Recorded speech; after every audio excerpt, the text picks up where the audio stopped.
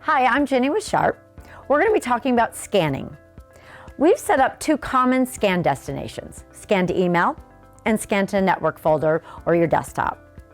The nice part is, even though they're going to different destinations, they have many of the same features. So let's dive in. We've got scan to email. It is as easy as even the scan to network or scan to email is basically going to your address book. Your destinations would be set up. It's as easy as find your name and press start. However, when it goes back to your email, it'll say a scanned image from a copier, and when you open up that email, the actual PDF itself is a bunch of numbers. It's actually a date stamp. So if I'm going to send it back to myself and maybe forward it on to somebody, it's nice to have that file name named. So I can just touch OK, and I can either change the subject or the file name. It is as easy as touch file name, use your keyboard, or you can put a keyboard on the screen if you prefer. Now, as far as when I change that name, either enter or OK, .pdf will populate automatically. The copier also can be set that if it's color, it scans in color. If it's black and white, it scans in black and white. However, you can go in and do any adjustments. Maybe if I just want black and white, straight black and white, no color at all, that would be your smallest file size. Or if I want something not color, but I'd like it grayscaled. Right now it's set to where whatever it sees, it's going to scan. Right below that's your DPI, that's your quality. The higher the number, the prettier your document looks because the more information, but the bigger your file size is. Right below that, the most common can be set up PDF, but you have other formats as well. Now, what happens a lot is when you're especially scanning to email, many times you can scan and it almost gets kicked back because it's too large of a document. Probably because a lot of us are scanning a lot of color, so they're big files and your IT sets limits. So a nice feature is called compact PDF. All you have to do is check that box. It ups the quality from 2 to 300 to help that compression. It reduces the size of the file up to 75%. The nice part is you can, if you'd like, scan it with a preview and you actually can see that quality. You probably won't even notice, but on the receiving end, they'll be able to receive it, have a better chance of receiving it. Also, if I'm going to choose my name, many times our originals are double-sided. So it's nice, I can go into original and tell it two-sided book, it's reading like a book, and OK. It'll scan both sides, scan both sides, scan both sides. But what happens is we'll sometimes have a stack, and out of 20 pages, 17 are double-sided, but 3 aren't. And what happens is you end up getting 3 blanks.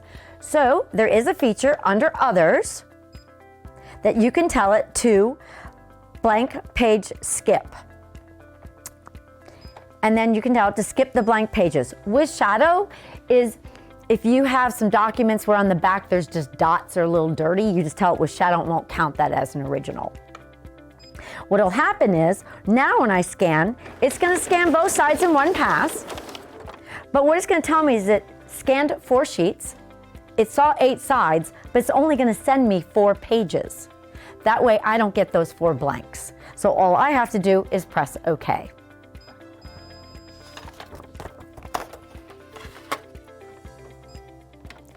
Some of the other features that is nice, many times whenever I receive something from my accountant, I have to put in the last 4 digits of my social in order to open up that PDF. So you can basically encrypt it, so someone, when you accidentally send it to somebody else, they can't open that file because they don't know the encryption. So to do that, you're just gonna basically find your name or your destination on your network folder. You're gonna go into File Format. You're gonna check this box, Encrypt. Once you put your originals in the feeder, press OK and Start, a pop-up comes up. You would create words, numbers, whatever you want, and I would put those in. And when I send that, that's what I'm going to tell the person on the receiving end in order to open it up. So if I accidentally sent it to someone else, they couldn't open it up. Now, if they forward it on to somebody, they too have to know that encryption number, that whatever you told it.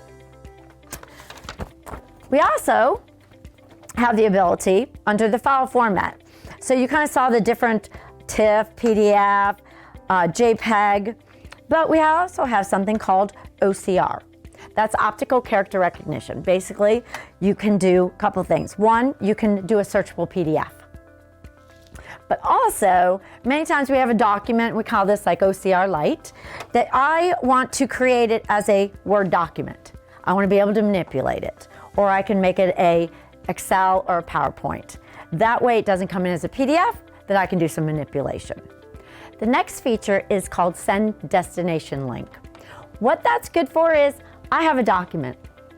It is a lot of color, or it's a very large document. I know if I'm going to send it to my email that it's going to be too big, even if I add compact PDF to it. So what you can do is actually go in, find your name, and there's an arrow right here, and I can arrow down to where it says Send Destination Link. All I have to do is check that box and press Start.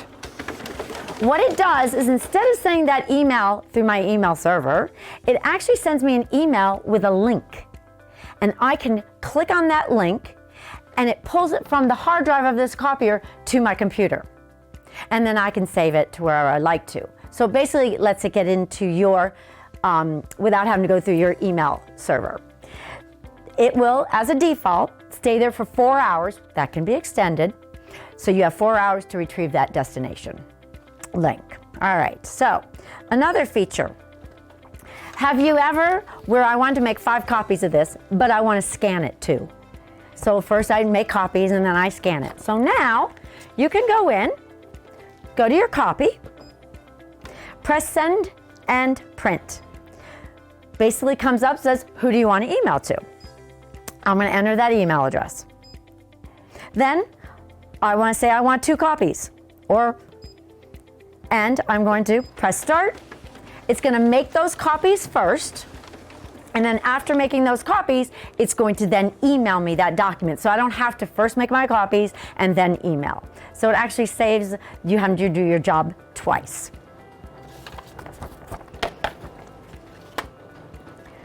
The other is, many times we have a document where when we put it in the feeder, we want it to come in as one PDF. And that's pretty much what we usually want, is we want this pile right here to come in as one PDF. But there's many times people that do, I've got invoices or bills of lading, and each page I want to be my own attachment. But I don't want to come up here and email that and individually email it 4 times.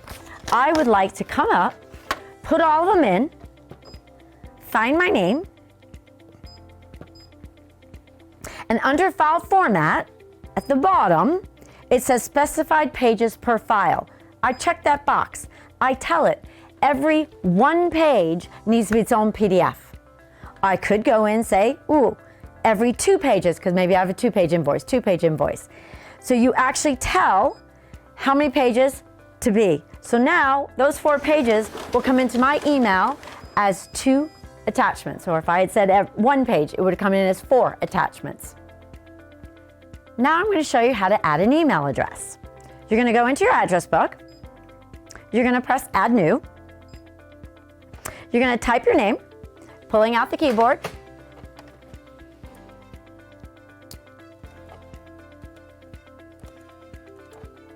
All right. Then you're going to put in your email address.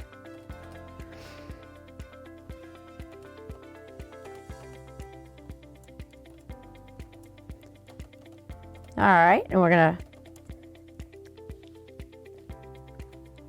and then register it. So it's easy to put your name, your email address, and click register. Also, say that Slater is no longer with the company. You can delete Slater. all right? Or if you need to edit because you maybe put in the wrong email address.